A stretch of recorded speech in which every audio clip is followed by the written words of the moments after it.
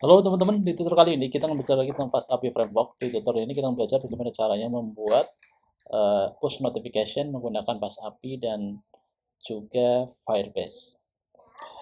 Pastikan juga teman-teman telah mengikuti tutorial sebelumnya terkait dengan cara membuat producer atau mempublish data ke Kafka menggunakan Fast API, karena ini saling terkait dengan tutorial yang kita bahas. Di sini saya juga telah mengupload beberapa sampel video tutorial yang bisa teman-teman ikuti. Oke, kita sekarang ke pembahasan kita.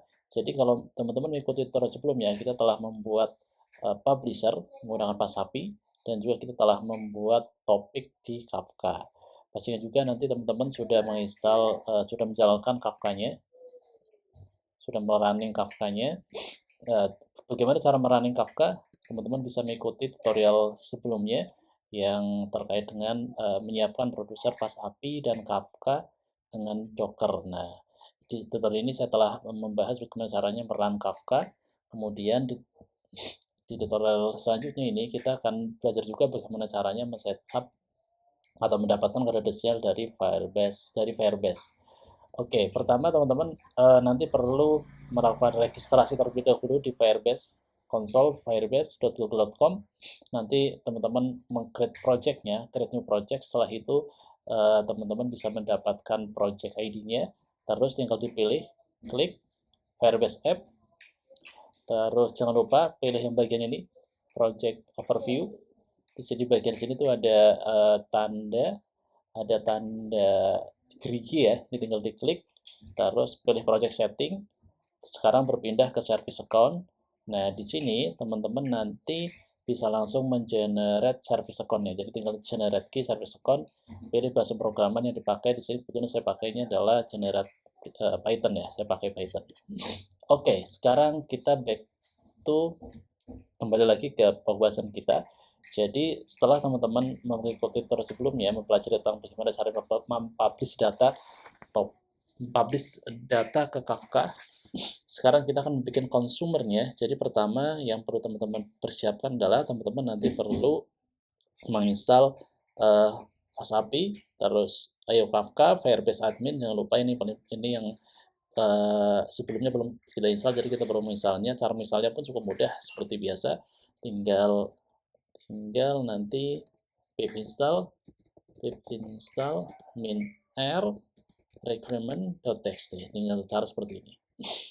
Oke, setelah itu apa yang perlu teman-teman persiapkan? Pertama, teman-teman bikin sebuah directory dengan nama app, terus bikin config file. Nah, di sini kita akan menyimpan filenya, menyimpan konfigurasi untuk terhubung dengan Kafka, dan juga kita akan menaruh membuat sebuah konfigurasi untuk terhubung juga dengan si Firebase-nya. Jadi teman-teman nanti tinggal meletakkan service account key-nya di directory yang teman-teman tentukan. Jadi ini harus teman-teman generate dulu tadi di sini. Jadi kita bisa mengenerate-nya di sini. Nah, di sini teman-teman generate key-nya dulu. Generate API key-nya. Nanti pilih bahasa program yang dipakai, bisa generate API key, generate new private key. Nah, setelah ini tergenerate, nanti teman-teman akan menemukan file seperti ini, service account key.json. Oke, selanjutnya apa yang perlu dibuat? Sudah teman-teman bisa bikin FCM sendernya. Jadi saya di sini bikin inisialisasi app nih ya. Nanti ini digunakan untuk inisialis Firebase app dan juga untuk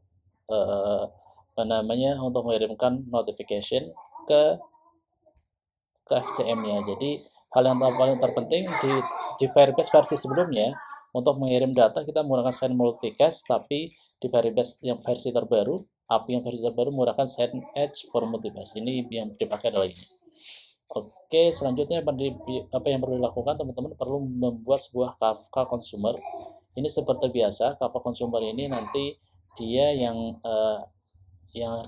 akan kita taruh fungsi ini di dalam lifespan-nya si Fast API. Kalau kita ke main.py, di sini saya menyimpan atau mendefine lifespan dengan fungsi dari Kafka Consumer Lifespan. Kalau kita klik, ini adalah fungsinya.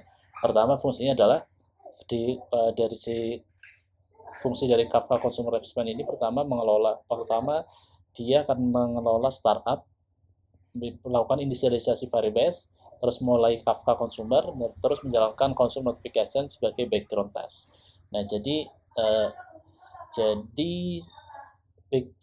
si Kafka dan si FCM ini akan dijalankan di awal, dan dia akan berjalan sebagai si Kafkanya akan consumer notification ini akan berjalan sebagai background test. Jadi dia akan selalu melakukan replay atau melakukan konsum data kalau misalnya ada data baru. Oke. Sekarang kita coba tes. Caranya adalah pertama kita jalankan dulu si produsernya. Kita jalankan produsernya. Kita jalankan fast API run. Saya jalan di port 8002 ya. Jadi tinggal kita jalankan pertama 8002. Ini sudah jalan. Terus saya jalankan, setelah itu jalankan konsumernya. Jalankan tinggal fast API run app main.py, karena direktori mainnya ada di folder app. File mainnya ada di direktori app. Kita jalankan. Oke, ini ada proses inisialisasi pertama, inisialisasi Firebase, terus dia akan konsumernya juga akan running. Jadi sebenarnya ini menjalankan background task. Kita akan coba cek, kita tes, kita publish sebuah data. Saya akan mempublish data menggunakan Postman. Saya publish dulu datanya, ini adalah user ID-nya. Saya publish datanya. Kita coba clear respon dulu. Clear respon. Saya publish datanya. Data berhasil, harusnya data itu sudah terkonsum juga. Nah, ini data berhasil terkonsum dan berhasil dikirimkan ke si FCM. Ya, ini hasil FCM-nya 0, sukses 0, juga gagal ya. Ini karena kenapa? Karena ya kita belum men-setup FCM di sisi kliennya, misalnya menggunakan si Android atau yang lainnya. Tapi ini secara fungsi si consumer push notifnya ini berhasil mengkonsum data dari Kafka dan juga mengirim data ke Firebase Cloud Messaging. Oke, teman-teman, demikian tutorial singkat tentang Fast API, tentang bagaimana caranya membuat push notif di Fast API menggunakan Kafka dan juga Firebase Cloud Messaging. Selamat mencoba.